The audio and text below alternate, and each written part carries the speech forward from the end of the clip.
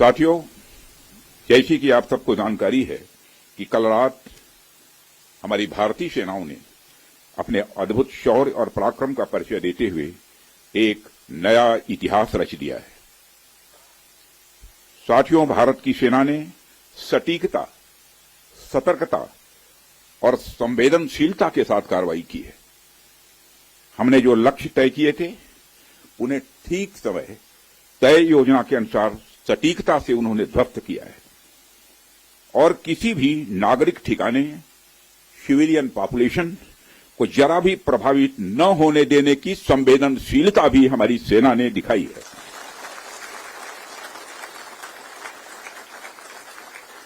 यानी एक तरीके से देखा जाए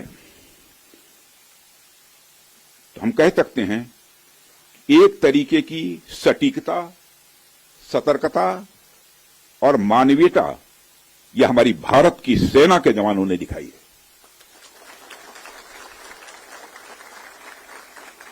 जिसके लिए मैं हमारे सेना के जवानों और अधिकारियों को पूरे देश की ओर से मैं साधुवाद देता हूं और सेना को संपूर्ण संबल प्रदान करने के लिए अपने प्रधानमंत्री माननीय नरेंद्र मोदी जी को भी मैं साधुवाद देता हूं।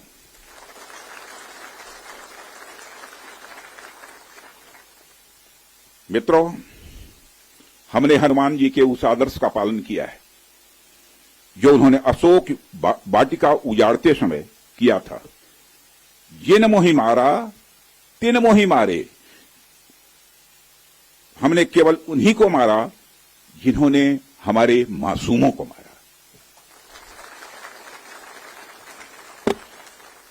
साथियों, प्रधानमंत्री श्री नरेंद्र मोदी के नेतृत्व में हमारी सेनाओं ने ऑपरेशन सिंदूर लॉन्च करके पहले की तरह ही इस बार भी आतंकियों को ट्रेनिंग देने वाले कैंप्स को तबाह करके करारा जवाब दिया है। भारत ने अपनी सरजमी पर हुए हमले का जवाब देने के लिए अपने राइट टू रेस्पॉन्ड का इस्तेमाल किया है और हमारी यह कार्रवाई बेहद सोच समझकर सधे हुए तरीके से की गई है। आतंकियों के हौसले पस्त करने के उद्देश्य से यह कार्रवाई महज उनके कैंप्स और इंफ्रास्ट्रक्चर तक ही सीमित रखी गई है। मैं पुनः हमारे आर्म्ड फोर्सेस के शौर्य को मैं नमन करता हूं। साथियों, आज बॉर्डर रोड ऑर्गेनाइजेशन के 66वें फाउंडेशन डे पर आपके बीच उपस्थित होना मेरे लिए गौरव का विषय है और यह खुशी की बात है कि आज इस इंपॉर्टेंट डे पर बीआरओ द्वारा निर्मित 50 इंफ्रास्ट्रक्चर प्रोजेक्ट्स का उद्घाटन करने का अवसर भी हमें प्राप्त हो रहा है। मैं आप सभी का आभार व्यक्त करता हूं कि आपने मुझे यहां आमंत्रित किया है। साथियों, किसी भी संस्थान के लिए उसका फाउंडेशन डे यह बहुत ही महत्वपूर्ण हुआ करता है। वैसे भी 65 वर्षों की आपकी जो यात्रा रही है वो बेहद गौरवशाली रही है। इसलिए आज का दिन उस गौरवमयी यात्रा को याद करने का दिन है। इसके साथ साथ यह दिन ठहर कर सोचने का भी दिन होता है कि अपनी अब तक की यात्रा में हमने क्या क्या हासिल किया है और यह हमारी अब तक की कार्य प्रणाली का विश्लेषण करने का भी यह दिन है। साथ ही यह एनालिसिस करने का भी दिन है कि भविष्य में हमारी राह क्या होनी चाहिए। साथियों, मैं देख पा रहा हूं कि वीडियो कॉन्फ्रेंसिंग के माध्यम से देश के अलग अलग क्षेत्रों से हमारे कई साथी जुड़े हुए हैं। अक्सर हम उद्घाटन के अवसर पर बड़ी बड़ी संस्थाओं का और बड़ी बड़ी एजेंसीज का नाम तो लेते हैं, परंतु ऐसे कई कर्मयोगी हैं जो पर्दे के पीछे रहकर काम करते हैं। किसी प्रोजेक्ट को पूरा करने में उनका योगदान भी बेहद महत्वपूर्ण होता है। इसलिए मुझे लगता है कि आज का दिन उनके योगदान को एक्नॉलेज करने और एप्रिशिएट करने का भी दिन है।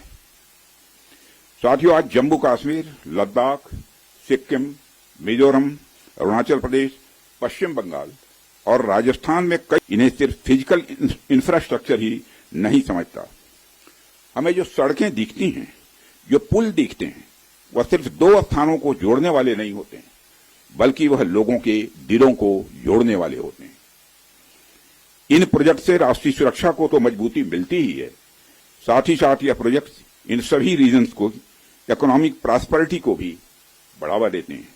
यह तमाम प्रोजेक्ट इन क्षेत्रों में ट्रांसपोर्टेशन, टूरिज्म और इकोनॉमिक एक्टिविटी को बढ़ावा देंगे, जिससे निश्चित रूप से यहाँ के निवासियों की आय में वृद्धि होगी, उनकी क्वालिटी ऑफ लाइफ में भी इम्प्रूवमेंट होगा और इन क्षेत्रों में समृद्धि आएगी, यानी प्रॉस्पेरिटी आएगी। साथियों, मुझे बताया गया कि आज जिन इंफ्रा प्रोजेक्ट्स की शुरुआत की गई है, इनकी टोटल कॉस्ट लगभग 1900 करोड़ रुपए के आसपास की है। मुझे लगता है कि यह केवल उनकी नॉमिनल वैल्यू पर है।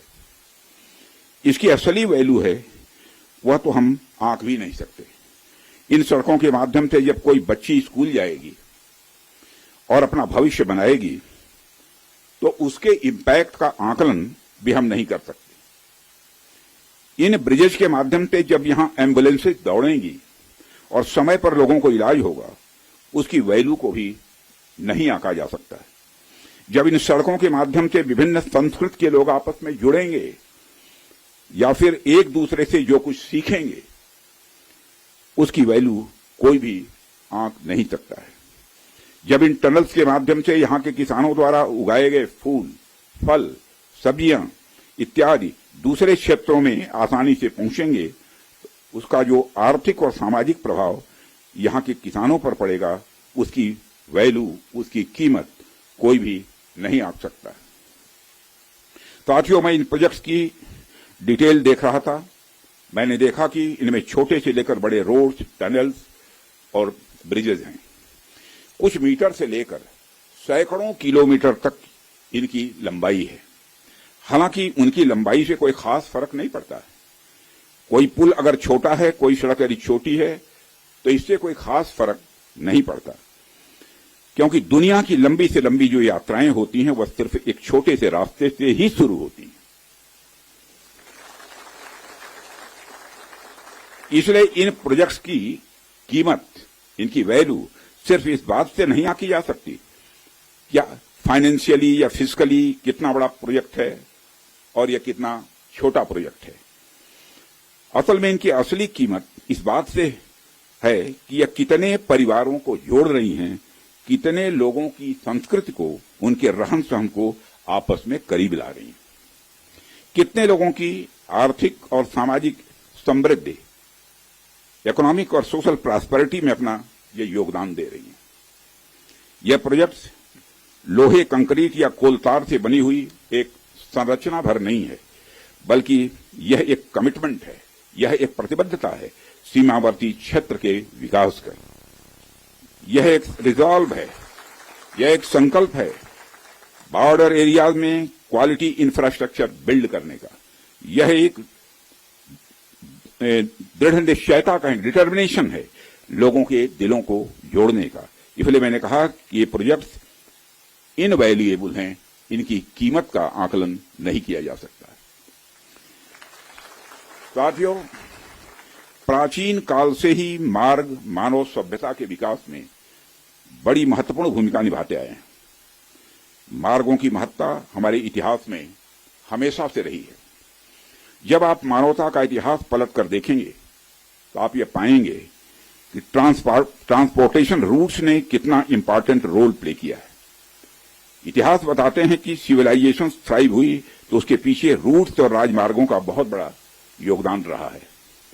कला, साहित्य, संस्कृति और विज्ञान का प्रचार प्रसार एक क्षेत्र से दूसरे क्षेत्र तक इन्हीं के माध्यम से फैलता है।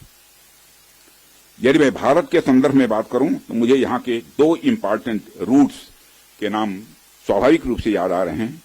आप शायद उत्तरापथ और दक्षिणापथ के बारे में जानते होंगे या सुना होगा।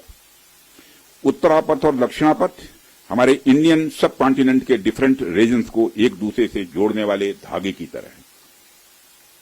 आप सोचिए, हजारों साल पहले जब संचार के इतने तेज साधन नहीं थे, तब आइडियाज और कल्चर, विचार और संस्कृति एक जगह से दूसरी जगह कैसे पहुंचते थे। पांड्य साम्राज्य का मोती और मदुरई का कपास आखिर मगध के पाटलिपुत्र में कैसे बहुत प्रसिद्ध हो गया। राजकुमार सिद्धार्थ से भगवान बने महात्मा बुद्ध की शिक्षाएं कावेरी पट्टनम तक कैसे पहुंच गईं। संगम युग की मणिमैखली की चर्चा कश्मीर तक कैसे फैल गई। जब भारत में मॉडर्न पॉलिटिकल यूनिटी का कंसेप्ट भी नहीं आया था, तब से इन रूट्स ने सभ्यता और संस्कृति के विकास और आदान प्रदान में बहुत ही महत्वपूर्ण भूमिका निभाई है। यदि हम महात्मा बुद्ध के बाद के इतिहास पर भी नजर डालें, तब भी हमें यह देखने को मिलता है कैसे दूसरे क्षेत्रों से आकर लोगों ने भारत की संस्कृति को समृद्ध किया और भारत की संस्कृति से भी उन्होंने बहुत कुछ सीखा भी है। इन मार्गों का महत्व तब भी इतना ज्यादा था कि व्यापार के लिए समर्पित सड़कें बनाई जाती थी। आप जब सिल्क रूट के बारे में जानते हैं, आप सभी को मालूम है सिल्क रूट के बारे में, जिसने एक तरह से पूरे एशिया और मध्य यूरोप तक को कवर कर लिया था।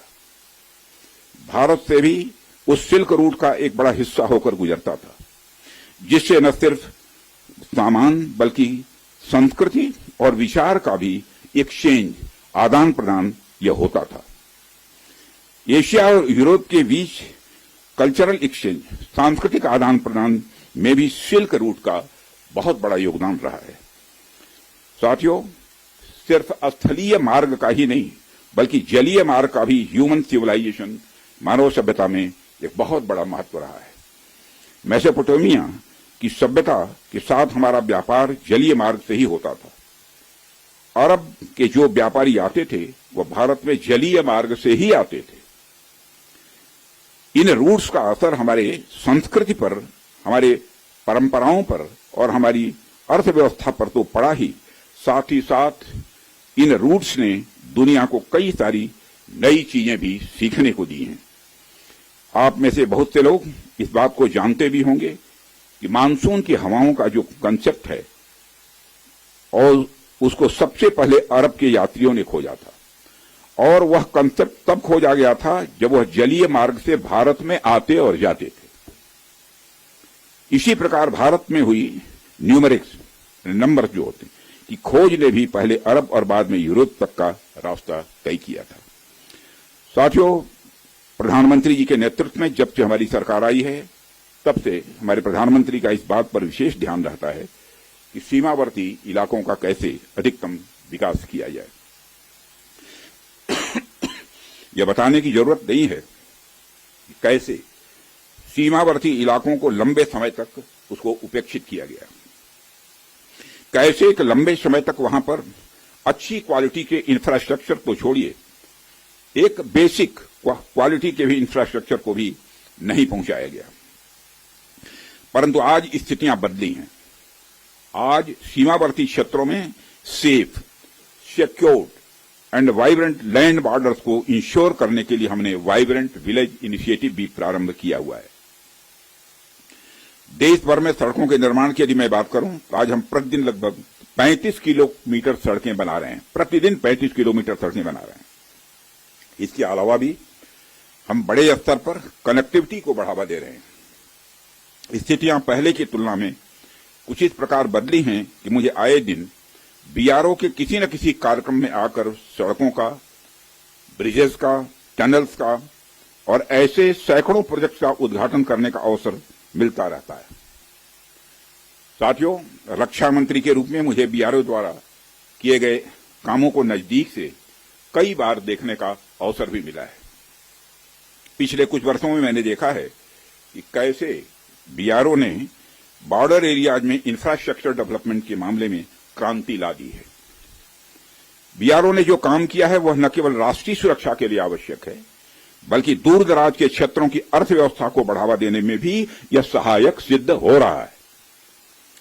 पिछले 4 वर्षों में ही आज के 50 नए प्रोजेक्ट्स के इनॉग्रेशन सहित बीआरओ ने 13,743 करोड़ रुपए के कुल इन्वेस्टमेंट के साथ 456 इंफ्रास्ट्रक्चरल प्रोजेक्ट को सफलतापूर्वक पूरा किया है।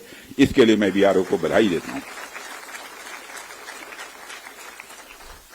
साथियों, बीआरओ की काम की क्वालिटी भी मैं कह सकता हूं ये वर्ल्ड क्लास की है। जिसका एक प्रमुख उदाहरण सेला सुरंग है, जिसका उद्घाटन पिछले वर्ष ही हमारे प्रधानमंत्री जी ने किया था। यह रणनीतिक रूप से महत्वपूर्ण क्षेत्रों में कनेक्टिविटी बढ़ाने के लिए हमारी सरकार की प्रतिबद्धता का एक प्रतीक है। और मुझे यह बताते हुए बेहद गौरव की अनुभूति हो रही है कि पिछले 5 वर्षों में ही बीआरओ का बजट लगभग 2 गुना हो गया है, जिससे सीमा पर बेसिक इंफ्रास्ट्रक्चर के विकास में रिकॉर्ड तोड़ प्रगति हुई है। वित्तीय वर्ष 2024 और 25 में बीआरओ ने 16,600 करोड़ रुपए का 16,600 करोड़ का रिमार्केबल एक्सपेंडिचर किया है, जो अपने आप में यह ऐतिहासिक है। साथियों, बीआरओ ने खुद को सबसे चुनौतीपूर्ण और सुरक्षा के सेंसिटिव एरियाज में भी बेसिक इंफ्रास्ट्रक्चर के रूप में अपने को स्थापित किया है। छत्तीसगढ़ के नक्सल प्रभावित क्षेत्रों में भी बीआरओ महत्वपूर्ण सड़क प्रोजेक्ट का सफलतापूर्वक निर्माण इस समय कर रहा है। आप सब तो जानते ही हैं कि जहां कोई नहीं पहुंचता वहां तक जाने वालों को ट्रेल ब्लेजर कहते हैं। बीआरओ के मामले में भी मैं यह कह सकता हूं, जहां तक आम सड़कें नहीं पहुंचती वहां बीआरओ पहुंचता है। यानी बीआरओ हमारे देश का रियल ट्रेल ब्लेजर है। जिस कठिन भौगोलिक ज्योग्राफिकल टेरेन जिसे बोलते हैं में आप सब काम करते हैं, जिन कठिन परिस्थितियों में आप सब काम करते हैं, अपने आप में यह बहुत ही प्रेरणास्पद है। हाई एल्टीट्यूड रीजन्स में एक्सट्रीम वेदर, लो ऑक्सीजन लेवल,